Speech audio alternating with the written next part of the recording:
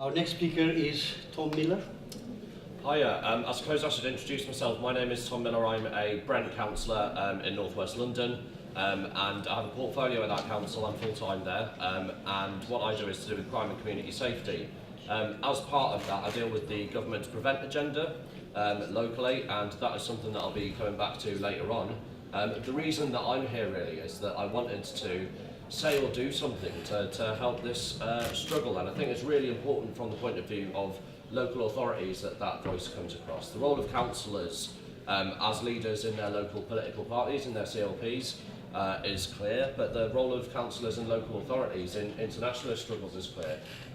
When I go into my leader's office in Brent, we've got a little capsule there, and inside that capsule there's a letter that the leader of Brent Council at the time was sent from Nelson Mandela while he was in jail, thanking him for a motion of solidarity passed by the council. Now these emotions, they don't mean that something concrete is going to happen, but it's something new in the news every week. It's something that starts to change people's minds, and it's something that starts to raise the profile of the issue.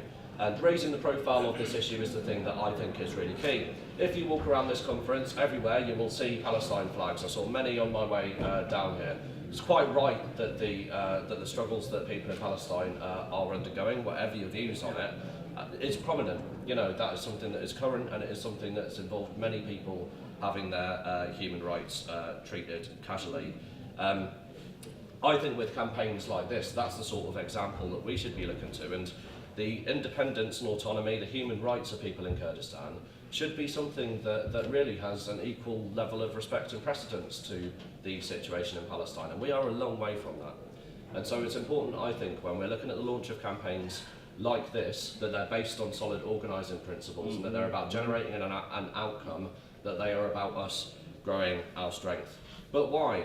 The struggle of the Kurdish people in the region for human rights, for local autonomy, for left-wing economic ideas and self-management, and for feminism, basically I think means that we should see Kurds as a progressive nation within the Middle East, despite the fact that they do not presently have a state. Regardless of state borders, the Kurdish people have shown their ability to bring that nation into being in real life. And they are facing a twin threat, the threat of Turkey and the threat of terrorism. Often working in alliance, as many of the munitions discovered in Syria prove. Many of the jihadist groups in the north of Syria who are taking on the SDF and Kurdish forces locally, who are taking on Kurdish Democratic Party as well, people there are using munitions that have been supplied directly by Turkey. These are our NATO allies, comrades. These are people who Britain claims to be standing alongside as some sort of defensive democracy, and they are supplying weapons to jihadists to kill our brothers and sisters on a daily basis. And this is not front page news, it barely even gets into the papers at all. This is something that we need to organise in order to tackle, and by next year or the year afterwards we should be looking at motions coming to that conference floor from CLPs in the same way that they do about Palestine, through our CLPs, and we should be there as the Labour Party, the party of social justice,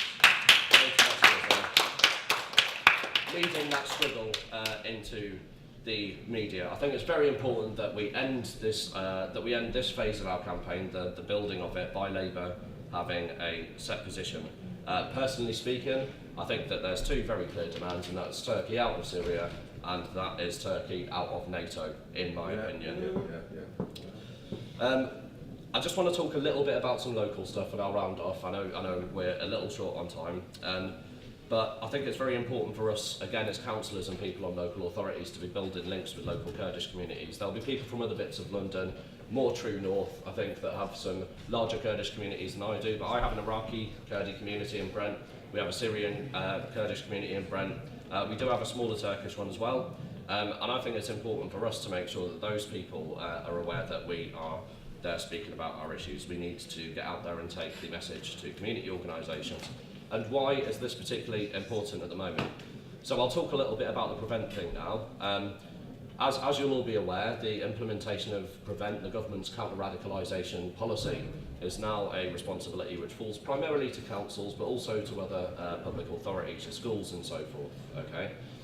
Prevent is not actually what many opponents of Prevent portray it as, and there are good reasons for that, because basically a lot of Prevent is secret and not very transparent at all. So people that are trying to take on its agenda don't know half of what it's doing, because it operates under a cloak of secrecy a lot of the time. But the basic principles behind it are to find people at the start of a kind of radicalisation stage. Could they end up drifting towards violence in politics, basically? And as people go through that process, they'll be offered things like extra social care support. There'll be programmes out there like parenting lessons and stuff that get funded by all of this. And most seriously, there's something called Channel that local authorities and schools will end up referring their most serious cases to, where you'll get a sustained intervention from people. You know, you will be visited by people that want to take on your ideas and challenge you because you're becoming violent and radicalised. One of the things that is happening at the moment is the government is seeking to redraw the Prevent agenda. Okay, this is something they're seeking to launch a 2.0 for it, if you will.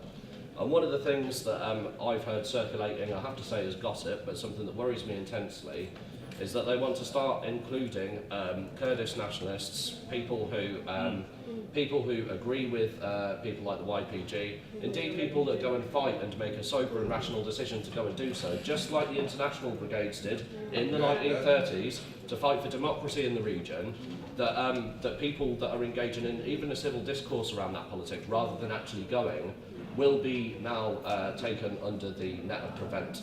This is something, comrades, we must make sure does not happen. It is not extremism to support democracy against jihadists. Yes.